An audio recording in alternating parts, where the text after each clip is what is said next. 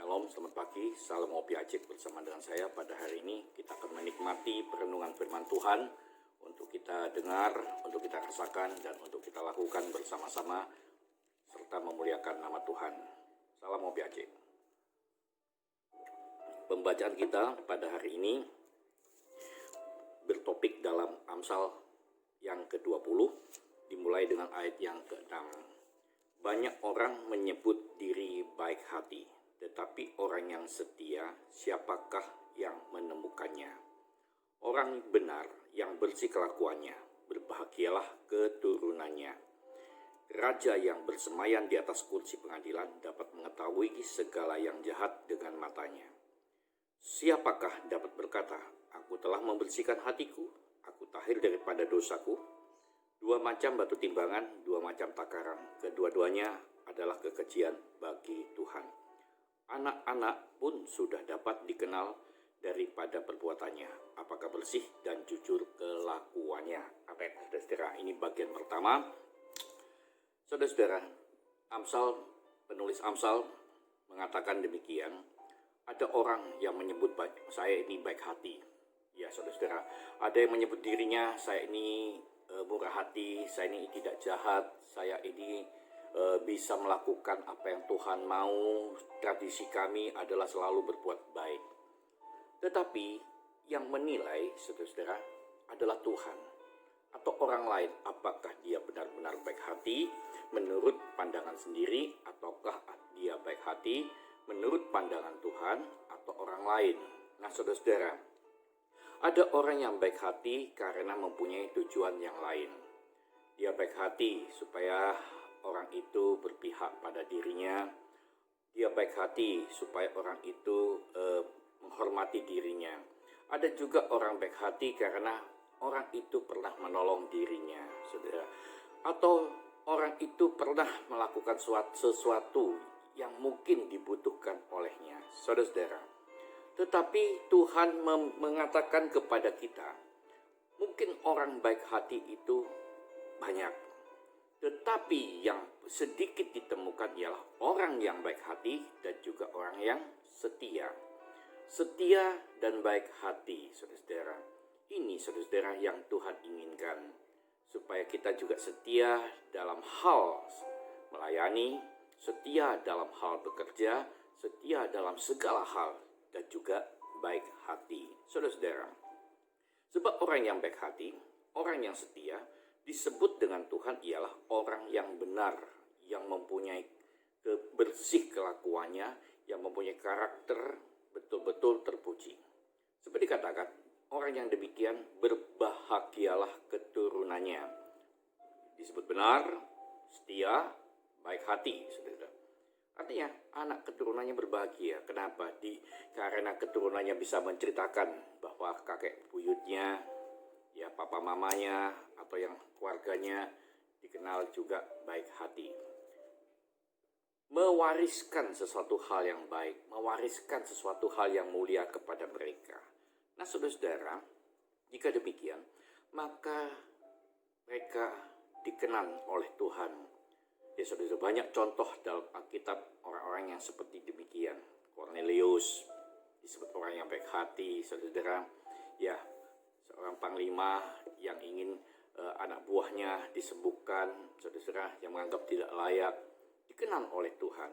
Dan saya harap kita juga dikenal oleh Tuhan karena baik hati, setia, dan hidup benar, saudara. Lalu ayat yang ke-8 mengatakan, raja yang bersemayan di atas kursi pengadilan dapat mengetahui segala yang jahat dengan matanya. Artinya, ini menggambarkan tidak ada yang tersembunyi di hadapan Tuhan. Baik hatimu adalah jujur, baik hatimu adalah dibuat-buat, Tuhan tahu karena dia raja yang bertahta di atas semuanya, saudara. Nah, ketika kita mengatakan, siapakah dapat berkata, aku telah membersihkan hatiku, aku tahir daripada dosaku, ini Tuhan mengingatkan bahwa hanya Tuhan saja yang sanggup menyucikan hati kita. Tidak ada satu pun manusia yang dapat menyucikan, dapat mengampuni dosa kita, dapat mentahirkan dosa kita, kecuali korban Kristus di atas kayu salib, dan kita menerimanya sebagai juru selamat yang memberikan hidup kekal kepada kita. Nah, saudara, ada selanjutnya ialah dua macam batu timbangan, dua macam takaran.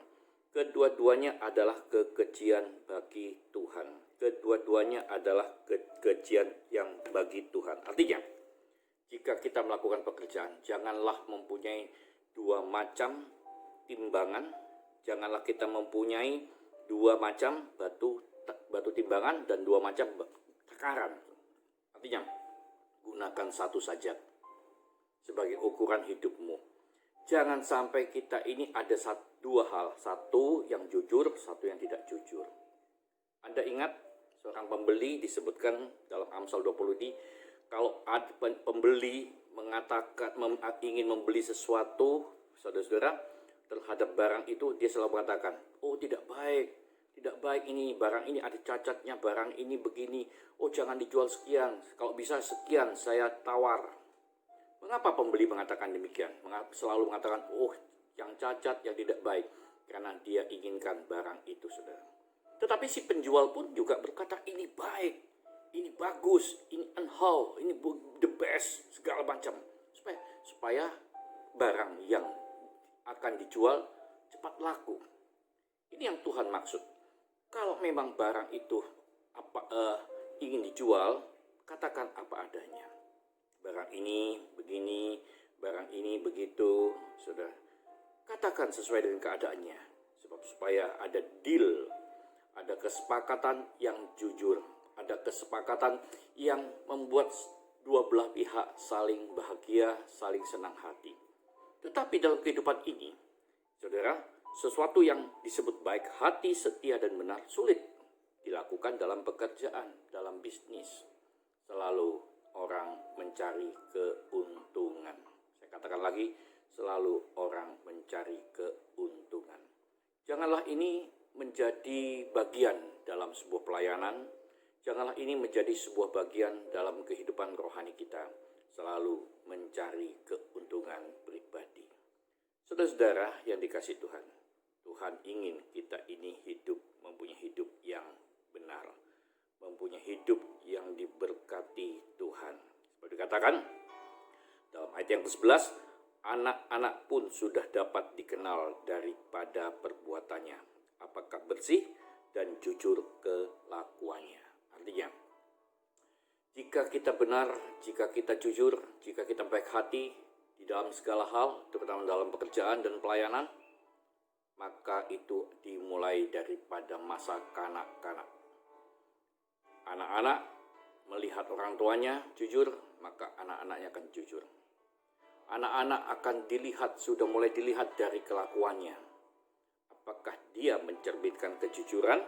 Apakah dia mencerminkan ketidakjujuran? Sudah dikenal daripada perbuatannya, saudara-saudara. Tetapi dari masa anak-anak inilah diajarkan untuk mereka memberikan telinga kepada Tuhan, diajarkan kepada mereka untuk mata melihat kepada Tuhan. Saudara-saudara, supaya apa? Supaya mereka mempunyai bersih kelakuan dalam hidupnya.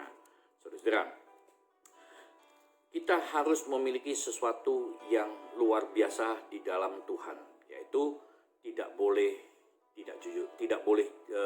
memiliki ketidakjujuran. Jangan sampai kita mempunyai neraca serong, jangan sampai kita mempunyai pikiran yang jahat, baik dalam hal maupun dalam segala bidang apapun yang kita lakukan. Nah, saudara-saudara, ya, Tuhan mengatakan ya dalam ayat yang ke-15, sekalipun ada emas dan permata banyak,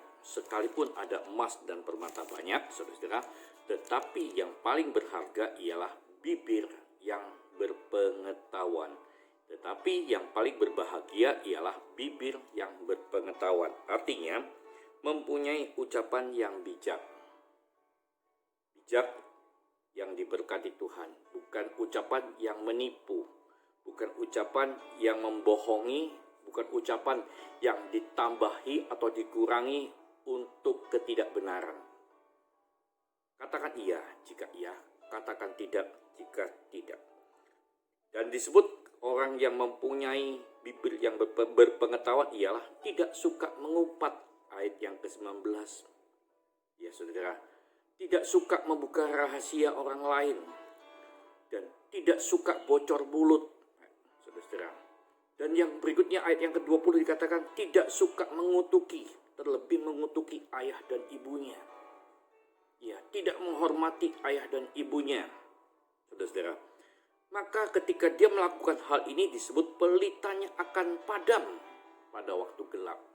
Tidak ada cahaya dalam kehidupannya. Tidak ada sinar kemuliaan yang Tuhan berikan kepadanya. Dan akhirnya, ya saudara, segala apapun yang diperoleh karena dengan ucapan bibir yang tidak bijak, dengan ucapan bibir yang tidak berpengetahuan, suatu milik yang diperoleh dengan cepat, saudara, karena keuntungan pribadi, keuntungan yang hanya mementingkan diri sendiri disebut oleh Tuhan, akhirnya tidak diberkati. Kenapa? Kedudukan engkau peroleh dengan cepat, menjatuhkan orang lain, akhirnya engkau tidak diberkati. Posisi-posisi pelayanan engkau peroleh dengan cepat, menyingkirkan orang lain, akhirnya engkau tidak diberkati. Pekerjaan menyingkirkan orang lain, akhirnya juga engkau tidak diberkati. Segala sesuatu yang dimiliki dengan cepat menjatuhkan orang lain, akhirnya engkau tidak diberkati, saudara. Tetapi jika kita mengalami disingkirkan orang lain, dianiaya oleh orang lain, dibenci oleh orang lain, ayat yang ke-22 mengatakan demikian. Janganlah engkau berkata, aku akan membalas kejahatan.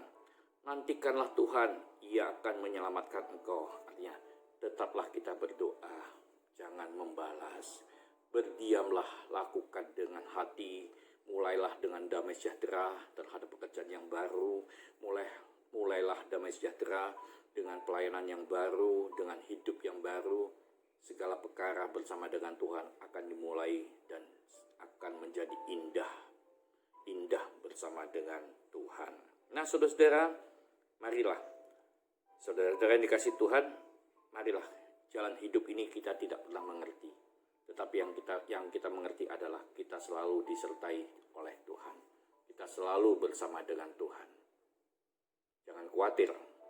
Sebab itulah punyalah sikap baik hati, punyalah sikap setia, supaya kita menjadi orang benar, tidak mencari keuntungan, ya tidak mencelakakan orang lain, mempunyai ucapan bibir yang benar, ya saudara, tidak suka mengumpat, tidak suka membuka rahasia orang lain, tidak suka bocor mulut, saudara, tidak suka mengutuki, dan jangan sekali-sekali mengutuki, terlebih juga mengutuki orang tuamu, saudara.